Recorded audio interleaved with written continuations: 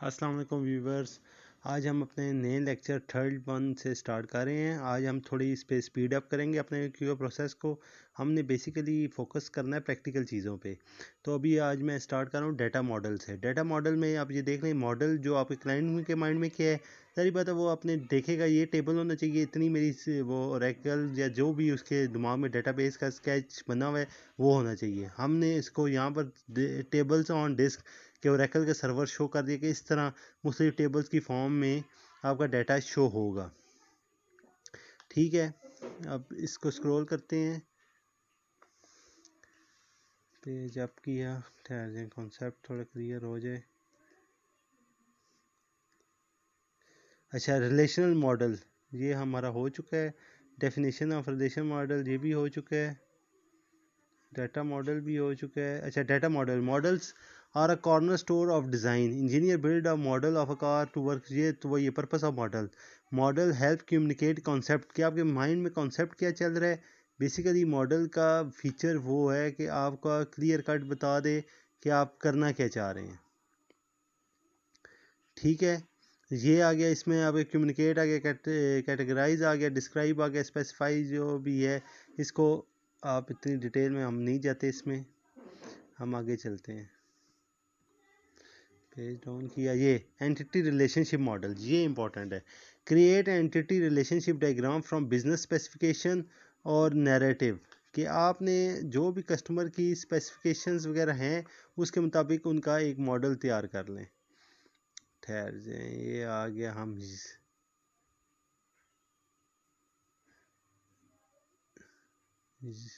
ठीक है, अब देखें इसमें हमने क्या किया। हमने क्या एक्सपोज करें, एक टेबल है, हम कहते हैं उसका नाम एम्प्लॉई रखते हैं। डिपार्टमेंट का एक टेबल है, इसमें हमने अब कॉलम्स कौन कौन से उसमें फील्ड्स रखनी है।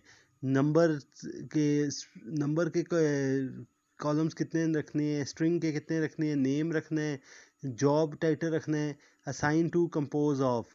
कि उसकी जो प्राइमरी की है दूसरे उसके टेबल की, वो सेकेंडरी की या फॉरेन की कह सकते हैं उसे। ठीक है, उसमें भी नंबर नेम जो भी आपने कॉलम्स की हेडिंग रखनी है वो। Scenario, assign one or more employees to a department. Some department do not yet have assign employee. क्या ये आपको समझाने के लिए कि इस तरह हम इसको लेके चलेंगे। In E R modelling, in an effective system data is divided into discrete categories और एंटिटीज।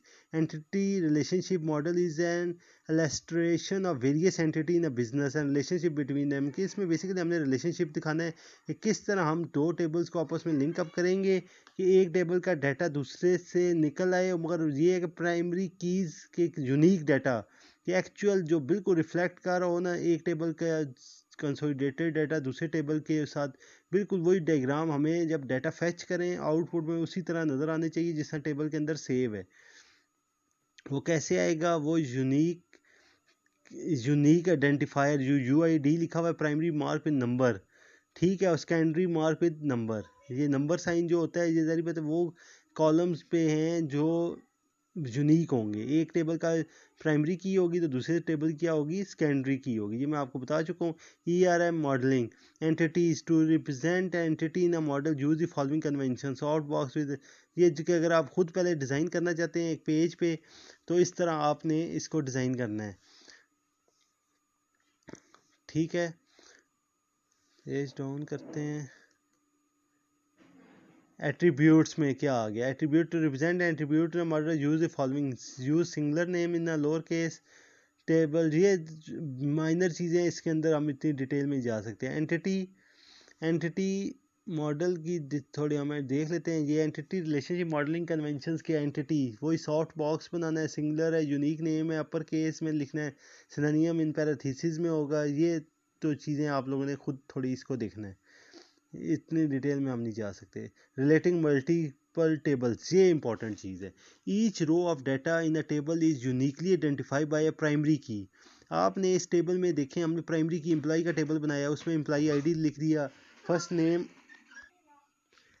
तो आपने एम्प्लॉइज़ के टेबल में देखा होगा एम्प्लॉई आईडी जो प्राइमरी की है, इसी में टेबल में हमने एक डिपार्टमेंट आईडी डाला हुआ है। वो सपोज करें फॉरेन की है, मगर किसके लिए, दूसरे जो टेबल है डिपार्टमेंट का उसकी प्राइमरी की जो डिपार्टमेंट आईडी है उसको हम लिंक कर रहे हैं फॉरेन की ऑफ एम्प्लॉई टेबल के। ताकि अगर हम सपोज करें डिपार्टमेंट के टेबल से डाटा फेच करते हैं, उस पर ऐसा कोई हम ग्रुप लगाते हैं, चेक लगाते हैं कि वो डिपार्टमेंट के टेबल से भी डाटा गेट करे, एम्प्लॉई से भी करें, मगर हम उसका क्राइटेरिया किसकी बेस पे बनाएंगे? डिपार्टमेंट आईडी की बेस पे। कि आगे मैं आपको इसकी एग्जांपल्स दे देता हूँ कि हमने डिपार्टमेंट आईडी को बेस बना के उसकी बेस के ऊपर डाटा फेच करेंगे उसके अंदर से डिपार्टमेंट के टेबल से, या सपोज कर लें आप एम्प्लॉई के टेबल पे खड़े होकर उसका डाटा निकालना है। Relating multiple table, each table contain data that describe exactly one entity. For example employee table contain information about employees. इसी तरह डिपार्टमेंट के टेबल में डिपार्टमेंट की होगी, गाइडलाइंस ऑफ प्राइमरी की या फॉरेन की। You can't use duplicate values in a primary की का मतलब ये है कि वो यूनिक होना चाहिए, टेबल में रेपिटेशन ना हो एक चीज़ की भी। Primary keys generally can't be change, वो चेंज भी। Foreign keys are based on data values and purely logical not physical pointers. Foreign key value must match an existing primary key value, ठीक है, or unique key values, or else be null. Foreign key must reference either a primary key or unique की column. कि foreign की जरी पता, मैंने पहले भी बताया कि जो एम्प्लॉई के टेबल के अंदर डिपार्टमेंट आईडी फॉरेन की थी, मगर वो उसी कॉलम का एक और कॉलम किसी और टेबल में होगा जहां वो प्राइमरी की बिहेव करेगी, ठीक है। अब इसमें आपको आई थिंक कॉन्सेप्ट थोड़ा और क्लियर हो जाएगा।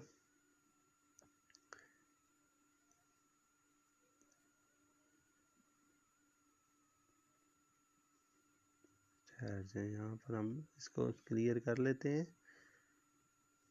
ये रिलेशनल डेटाबेस टर्मिनोलॉजी, इसमें 1 2 3 ये इस तरह जो मेंशन हुए हैं डिपार्टमेंट आईडी के हैं ये वो। अब इसके अंदर डिटेल क्या है वो हम पढ़ लेते हैं। टर्मिनोलॉजीज के relation database can contain one or more many table. Table is a basic storage structures, table ही तो मेन स्टोरेज स्ट्रक्चर है जो रिलेशन डेटाबेस मैनेजमेंट सिस्टम का हिस्सा है। Table hold all the data necessary about something in the real, जिसमें employees का data आ गया, डिपार्टमेंट्स का आ गया, इन्वेंट्री आ गया, कुछ भी आप रख सकते हैं, कमीशन आ गया, कोई भी आप उनकी फील्ड्स बना सकते हैं, उनकी टाइप्स रखनी है, ये सारा कुछ। Relation database properties can be access and modify by executing, ये चीज़ है कि हमने एसक्यूएल में करना क्या है, कमांड्स चलानी है, स्टेटमेंट्स चलानी है। अब हम मेन अपने टॉपिक की तरफ आ रहे हैं। करना हमने क्या है, कैसे डाटा को फैच करना है टेबल्स के अंदर से। Contain a collection of tables with no physical pointer, इसमें फिजिकल नहीं है, इसको आपने बेसिक व्यू के तौर पे देखना है। Uses a set of operators, properties of relation database, ठीक है, which is the American National Standard Institute standard language for operating relation database. Language contain a large number of operator, वही सारा कुछ है।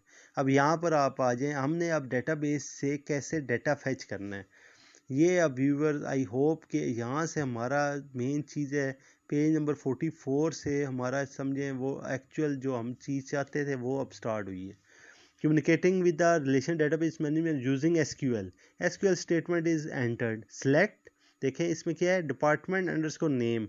आपको ज़रूर पता है अगर कॉलम्स के नेम आते हैं फिर तो बहुत ही अच्छी बात है, नहीं आते, अगर आप सारे कॉलम्स व्यू करना चाहते हैं तो क्या करेंगे, एस्ट्रिक। एस्ट्रिक का मतलब होता है जिससे हम स्टार भी कहते हैं, उसका मतलब होता है कि जितना कुछ उस टेबल में है सारा कुछ डिस्प्ले कर दो फ्रॉम डिपार्टमेंट्स।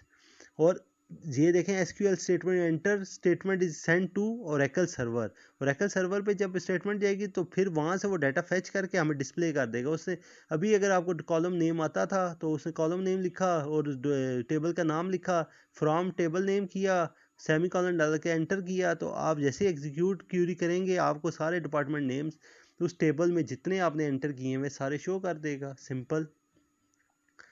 अच्छा, रिलेशन डेटाबेस मैनेजमेंट सिस्टम कैसे, उसका आप ऑर्गेनोग्राम कह लें या डिस्प्ले कैसे आपको नज़र आता है वो इस तरह है।